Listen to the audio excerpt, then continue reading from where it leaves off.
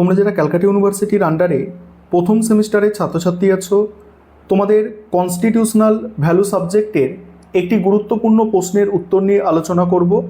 এই প্রশ্নটা তোমাদের 2023 সালে ডে শিফটে এসেছিল, খুবই গুরুত্বপূর্ণ একটি প্রশ্ন। প্রশ্নটা হচ্ছে, মৌলিক অধিকারের সংজ্ঞা দাও। ভারতীয় সংবিধানে মৌলিক অধিকারের সংখ্যা কয়টি ও কী কী?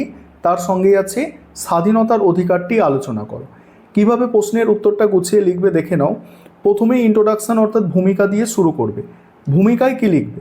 গণতান্ত্রিক রাষ্ট্রে নাগরিকের ব্যক্তিত্ব বিকাশের জন্য অপরিহার্য সুযোগ সুবিধাগুলিই হলো অধিকার। ভারতের সংবিধানের তৃতীয় অংশে 12 থেকে 35 নম্বর ধারায় নাগরিকদের মৌলিক অধিকারগুলি লিপিবদ্ধ রয়েছে, যা ভারতের ম্যাগনা কার্টা নামে পরিচিত। এর প্রধান উদ্দেশ্য হল দেশের রাজনৈতিক গণতন্ত্র সুপ্রতিষ্ঠিত করা এবং নাগরিককে রাষ্ট্রের স্বৈরাচারী ক্ষমতার হাত থেকে রক্ষা করা। এবার হচ্ছে মৌলিক অধিকারের সংজ্ঞা। সেখানে কি বলা হচ্ছে?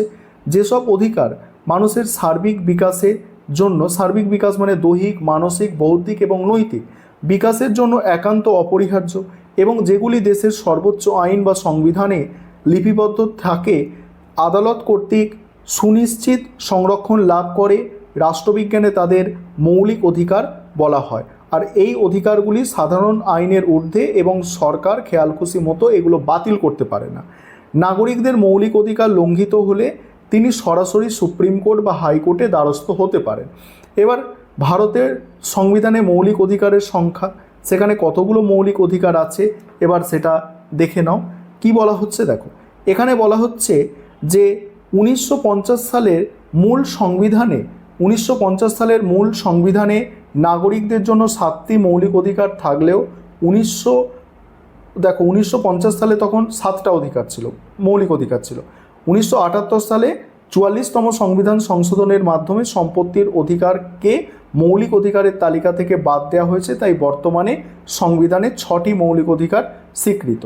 সাম্যের অধিকার, সেটা 14 থেকে 18 নম্বর ধারা। স্বাধীনতার অধিকার 19 থেকে 22 ধারা। শোষণের বিরুদ্ধে অধিকার 23 থেকে 24 ধারা। ধর্মীয় স্বাধীনতার অধিকার 25 থেকে 28 ধারা। সংস্কৃতি ও শিক্ষা বিষয়ক অধিকার 29 থেকে 30 ধারা এবং সাংবিধানিক প্রতিবিধানের অধিকার 32 নম্বর ধারা। এবার স্বাধীনতার অধিকারটা দেখে নাও, যে গণতন্ত্রের প্রাণভোমরা হলো স্বাধীনতা, আর স্বাধীনতা রক্ষা ও গণতান্ত্রিক আদর্শ প্রতিষ্ঠার উদ্দেশ্যে ভারতের সংবিধানের 19 থেকে 22 নম্বর ধারায় নাগরিকদের স্বাধীনতার অধিকার বিস্তারিতভাবে প্রদান করা হয়েছে। এবার 19 থেকে 22 নম্বর ধারা এখানে আলোচনা করা হচ্ছে। 19 নম্বর ধারায় কি বলা হয়েছে দেখো, এই ধারায় নাগরিকদের জন্য 6টি মৌলিক অধিকারে 6টি মৌলিক স্বাধীনতা নিশ্চয়তা দেওয়া হয়েছে। 6টা স্বাধীনতা। এক হচ্ছে বাক ও মত প্রকাশের স্বাধীনতা, শান্তিপূর্ণ ও নিরস্তভাবে সমবেত হওয়ার স্বাধীনতা, সমিতি, সংঘ, সমবায় গঠনের স্বাধীনতা, ভারতের সীমানার মধ্যে সর্বত্র স্বাধীনভাবে চলাফেরার স্বাধীনতা, ভারতের যে কোনো স্থানে স্বাধীনভাবে বসবাস ও স্থায়ী হওয়ার অধিকার, যে কোনো আইনগত পেশা, বৃত্তি বা ব্যবসা অবলম্বনের স্বাধীনতা, এগুলো। এবারে 20 নম্বর ধারা। এই ধারায় বলা হয়েছে, প্রচলিত আইন ভঙ্গ করা ছাড়া কোনো ব্যক্তিকে শাস্তি দেওয়া যাবে না, একই অপরাধের জন্য একাধিকবার শাস্তি প্রদান করা যাবে না এবং নিজের বিরুদ্ধে সাক্ষ্য দিতে কাউকে বাধ্য করা যাবে না। তারপরে 21 নম্বর ধারা। আইন নির্দিষ্ট পদ্ধতি ছাড়া কোনো ব্যক্তিকে তার জীবন ও ব্যক্তিগত স্বাধীনতা থেকে বঞ্চিত করা যাবে না। 21 ক নম্বর ধারা। 2002 সালের 86তম সংবিধান সংশোধন অনুযায়ী 6 থেকে 14 বছর বয়সী সমস্ত শিশুদের জন্য অবৈতনিক ও বাধ্যতামূলক শিক্ষার অধিকারকে মৌলিক স্বাধীনতার অন্তর্ভুক্ত করা হয়েছে। তারপর 22 নম্বর ধারা।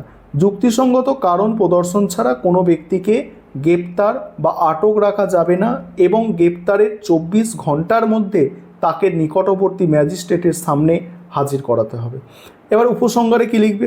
পরিশেষে বলা যায়, ভারতীয় সংবিধানে প্রদত্ত মৌলিক অধিকারগুলি, বিশেষত স্বাধীনতার অধিকার, নাগরিকদের ব্যক্তি বিকাশ ও মুক্ত চিন্তার মূল ভিত্তি। তবে স্মরণ রাখতে হবে যে এই অধিকারগুলি অবাধ বা শর্তহীন নয়। রাষ্ট্রের সার্বভৌমিকতা, নিরাপত্তা, জনস্বার্থ এবং আইন শৃঙ্খলা রক্ষার তাগিদে এই অধিকারগুলির ওপর যুক্তিসঙ্গত বাধানিষেধ আরোপ করতে পারে। রাষ্ট্র এই অধিকারগুলির ওপর যুক্তিসঙ্গত বাধানিষেধ আরোপ করতে পারে। এই ছিল তোমাদের একটি মোস্ট ইম্পর্টেন্ট বড় প্রশ্নের উত্তর।